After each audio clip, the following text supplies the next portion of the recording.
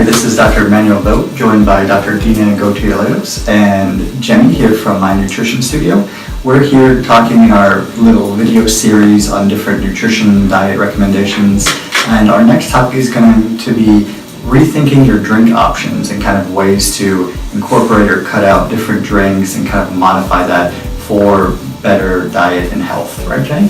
Yeah, so if you're, somebody that wants to make some changes to your diet and lifestyle, it can kind of get overwhelming with where to begin. So this is usually that initial first step if we're trying to lose weight or just feel better, throughout the day. If it's, improving energy, a lot of reasons to touch base with this. So do y'all see a lot of sugar beverage intake in your practice? Absolutely. Big Red is a very big thing here. And also juices. I think that conception that juices are good for you is an issue. Exactly. So luckily that juice trend, I feel like, is kind of making its way out. So we're not seeing as much of, the fruit juice intake. A big thing I would tell people is avoid Gatorade. Because Gatorade has a ton of sugar, so does Powerade. And I usually actually push a lot of people toward Pedialyte. Like unflavored Pedialyte if they want to rehydrate.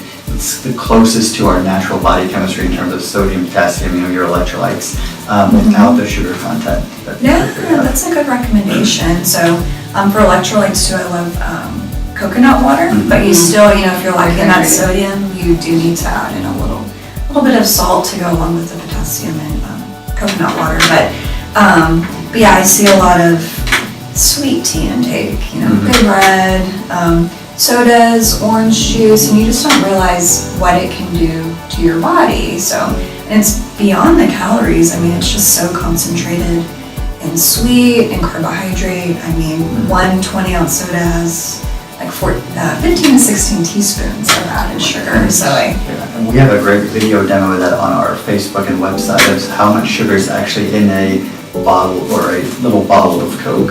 And it's kind of mind-blowing.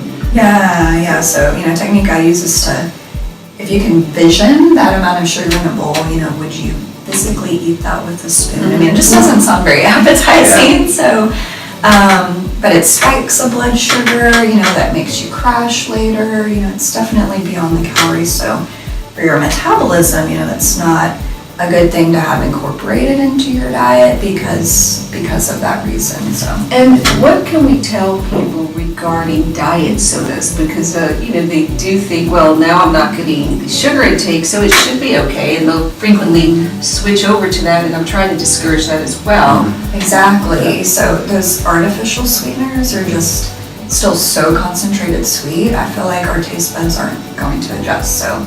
Yeah, I have some clients come in and we're trying to lose like those last 5 pounds. So, and everything looks good except there's a lot of artificial sweeteners in your day, like that diet type food. And then once we eliminate that, it looks good. We continue to see progress. So quality is definitely there. So to promote, other options, water is best, of course. Water is I would best. say. I love herbal teas, infused water with cucumber or berries or lemon, citrus. And what are your thoughts on a lot of people doing these protein shakes and different things like that in the morning?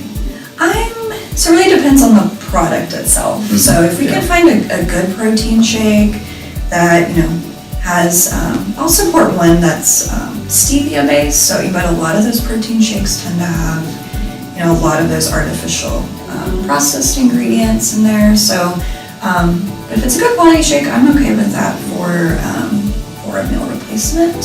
But I wouldn't rely entirely that on that for hydration or beverage. So it would be better to make your own Protein shake. Yes, So like plain yogurt. That's what I put, add your own veggies and maybe use, what would you use as sweeteners in a homemade protein shake? Homemade protein shake, so I love starting a base with frozen bananas and doing, like half of a frozen banana because that goes a long way. But it adds really good texture in a protein shake. The berries are good too if you wanted to naturally add some sweetener in there. So, but I'm still not a fan of, maybe I'm just a strict dietitian and we're building our shakes, but you want to make it worth your time and, make it a good option for you, but some people, I see a lot of honey or, other, sweeteners in there, and that's not a good choice, so. Okay, all right, Yeah. great, that is good to know. Well, thank you very Thank you. much. And thank you for joining us.